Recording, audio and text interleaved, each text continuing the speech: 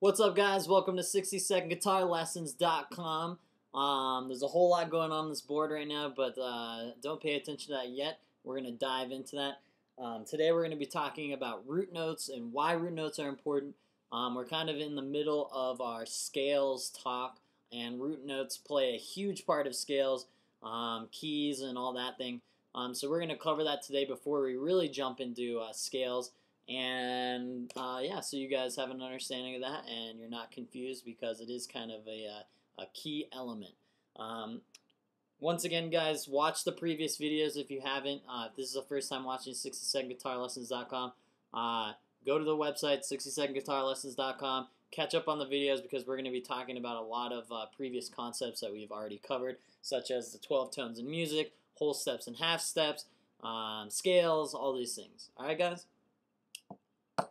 So let's jump right into it, guys. Let me explain the board just a little bit here. 12 tones in music, guys. Haven't taken that off the board yet. We're still talking about this 12 tones of music. We're always going to be talking about the 12 tones of music because that's what all music is built off of. Pay attention to the black here, guys. I just copied the 12 tones of music right here. You notice A through G sharp, A through G sharp. Alright, guys, same thing down here, but I started with B instead of A. So it goes B, C, D, E, F, G, A. This one goes A, B, C, D, E, F, G, back to A. Same 12 tones in music, guys. This one just starts at B. This one just starts at A. It just goes in a loop, basically. So this one goes from A to G, back to A, in a loop. This one goes from B to A, back to B in a loop. Covers the same 12 tones of music, just starts in a different place. Alright, guys? The red stuff here, this is our pattern. This is our scale pattern. So we're going to be doing whole step, half step, whole step, whole step, whole step, half step. So if you look down here, if we start at A, we're going to do a whole step, which means we skip A sharp. We're going to do another whole step, because we're following this pattern up here, to C sharp.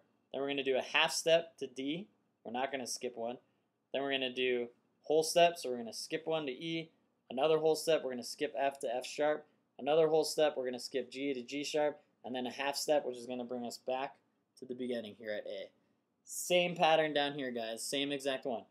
Whole step, half step, whole step, whole step, whole step, half step. But this time, we're going to be starting at B. So before we jump into that, guys, let's put a minute on our clock now that you kind of understand the board, and we're going to talk about why this is important. All right, guys. Let's look at the notes that we have here. If we do this pattern when we start at A, we have A, B, C sharp, D, E, F, G sharp. Well, what if we started at B? We're going to have different notes, right, guys? We're going to have B, C sharp, D sharp, E, F sharp, G sharp, A sharp.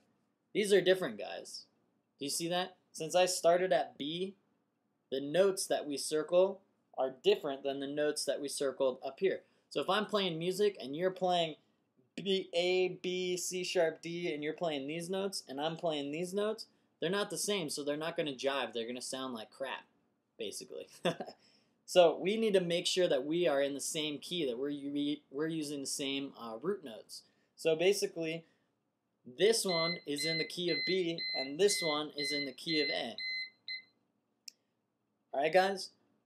All a root note is the note that you start at. We all want to make sure that we start at the same position so that we're all playing the same notes. We could be playing the same patterns, but on different notes that we start with. So the notes in the whole pattern are going to be different, and when we're trying to play together, they're not going to jive.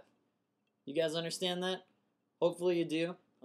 That's all we have time for our lesson today. Ran a little bit over on this one, but this is a huge concept, all right, guys? You always want to know what key you're in and what your root note is, what note you're starting on, so that you know which scale pattern to use. All right, guys, kind of a giant concept there, but we're going to cover this in future lessons. We're going to be talking about the major scale next.